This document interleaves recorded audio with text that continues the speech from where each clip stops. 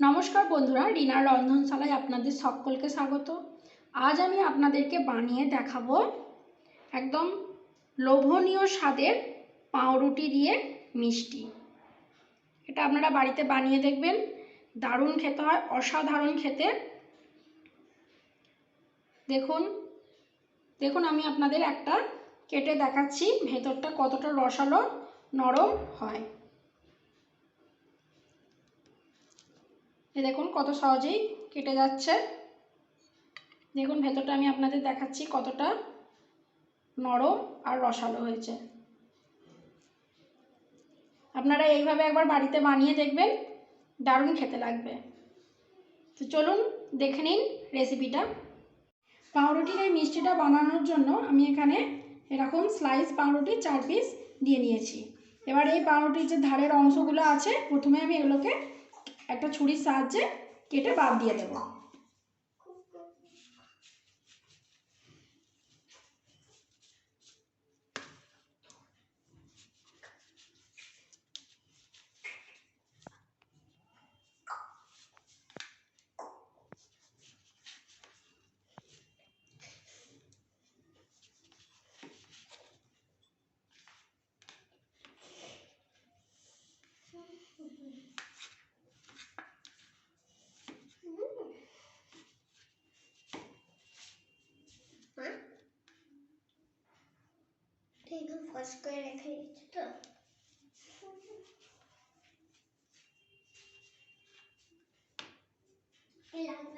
পাউরুটির ধারের সব লাল অংশগুলো আমি কেটে বাদ দিয়ে দিয়েছি।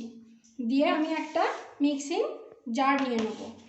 দিয়ে পাউরুটিগুলো এইভাবে টুকরো টুকরো করে ছিঁড়ে এই মিক্সির জারের মধ্যে দিয়ে দেবো। এইভাবে টুকরো টুকরো করে ছিঁড়ে নিয়ে আমি জারের মধ্যে দিয়ে দেবো। দিয়ে এগুলোকে আমি গ্রাইন্ড করে নেবো। এখানে আমি কোনো রকম জল ইউজ করব না, এরকম শুকনোভাবেই গ্রাইন্ড করে নেব।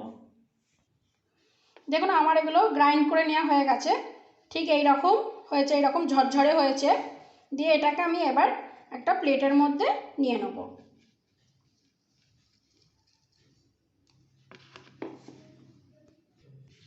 আমি একটা প্লেটের মধ্যে নিয়ে নিয়েছি। এবার এর মধ্যে আমি কিছু উপকরণ মেশাবো। প্রথমেই আমি এর মধ্যে দেব 1 চামচ ময়দা, দেব 1 চামচ গুঁড়ো দুধ মিল্ক পাউডার, আর দেব সামান্য সোডা,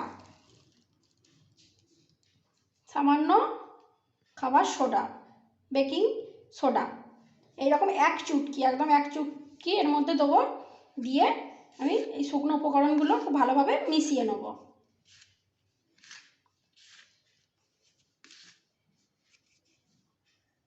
সব শুকনো উপকরণগুলো আমি খুব ভালোভাবে মিশিয়ে নিয়েছি। এবার এর মধ্যে আমি অল্প অল্প করে লিকুইড দুধ দেব। এই দুধটা আমি আগে থাকতে ভালোভাবে জাল দিয়ে ঠান্ডা করে নিয়েছি। এবার অল্প অল্প করে এই দুধটা দিয়ে আমি একটা ডো বানিয়ে নেব। একবারই অনেকটা দুধ দিয়ে দেবেন না, প্রথমে একটু অল্প অল্প করে দিয়ে একটা ডো আমি বানিয়ে নেব। এটা একটু নরম হবে ডোটা।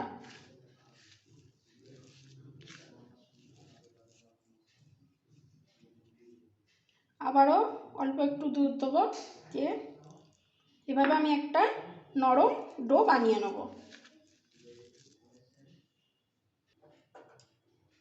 আমি অল্প অল্প করে দুধ দিয়ে এইরকম নরম একটা ডোয়ের মতন মেখে নিয়েছি।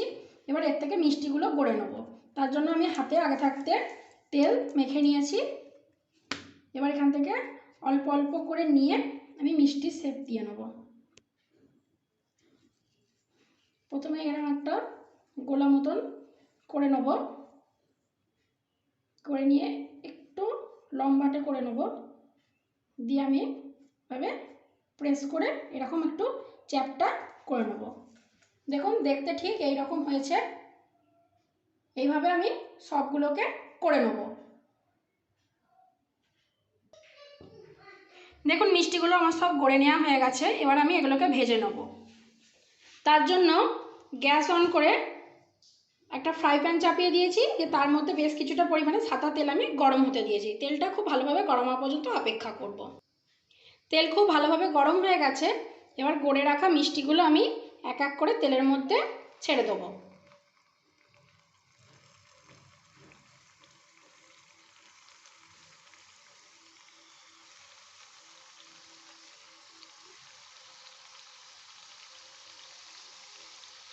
দিয়ে গ্যাসের ফ্লেমটা লো টু মিডিয়ামে রেখে আমি এগুলোকে লাল লাল করে ভেজে নেব।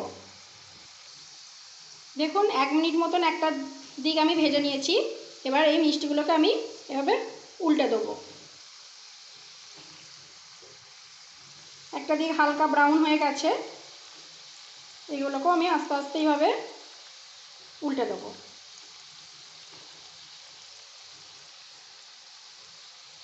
এইভাবে উল্টে পাল্টে গ্যাসের ফ্লেমটা লোয়ে রেখে মিষ্টিগুলোকে আমি লাল করে ভেজে নেব, একটু সময় নিয়ে ভেজে নেব। দেখুন মিষ্টিগুলো দুটো দিকই আমার লাল লাল করে ভেজে নেওয়া হয়ে গেছে। দুটো দিকই আমি লাল লাল করে খুব ভালোভাবে ভেজে নিয়েছি। এবার আমি এগুলোকে তেল ঝরিয়ে তুলে নেব। দেখুন মিষ্টিগুলো আমি অন্য একটা ট্রের মধ্যে তুলে নিয়েছি। এবার এগুলোকে আমি চিনির শিরার মধ্যে দেবো। তার জন্য গ্যাস অন করে গ্যাসের মধ্যে আমি একটা কড়াই চাপিয়ে দিয়েছি। এবার এর মধ্যে দিয়ে দেবো এই রকম বাটির 1 বাটি জল।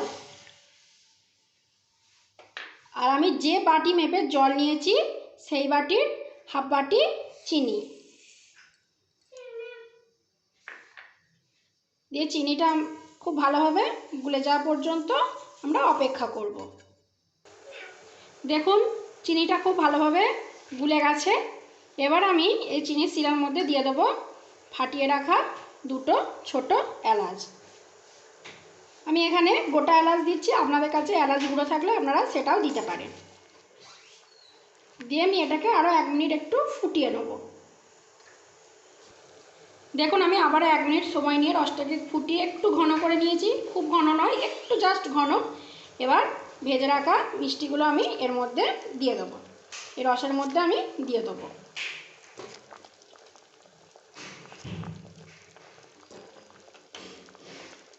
দিয়ে গ্যাসের ফ্লেমটা একদম লোয়ে করে দিয়ে এগুলোকে আমি 2 মিনিট মতন একটু সময় নিয়ে ফুটিয়ে নেব।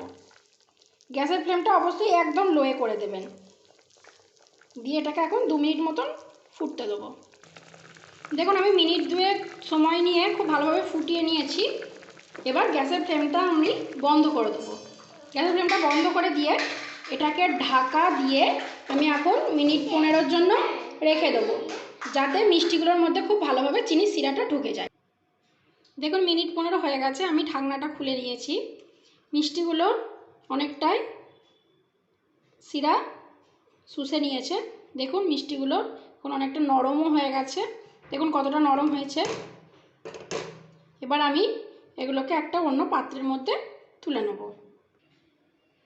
দেখুন মিষ্টিগুলোকে আমি একটা প্লেটের মধ্যে নিয়ে নিয়েছি। এবার এগুলোকে একটু ডেকোরেশনের জন্য উপর থেকে আমি দিয়ে দেবো গ্রেট করে রাখা কাজু। আমি এখানে গ্রেট করে রাখা কাজু দিচ্ছি, আপনারা আপনাদের পছন্দ মতন যে কোনো ড্রাই ফ্রুট এখানে দিতে পারেন। তো বন্ধুরা আমার এই রেসিপিটা কেমন লাগলো কমেন্টে অবশ্যই জানাবেন। আর ভিডিওটা ভালো লাগলে লাইক আর শেয়ার করতে ভুলবেন না। তার আগে আমার চ্যানেলটিকে সাবস্ক্রাইব করে দেবেন আর পাশে থাকা বেল বাটনটি বাজিয়ে দেবেন, যাতে আমি যখনই কোনো নতুন রেসিপি দিই আপনারা সাথে সাথে দেখতে পান। তো আজকের মতন এই পর্যন্তই। ভালো থাকবেন, সুস্থ থাকবেন, ধন্যবাদ।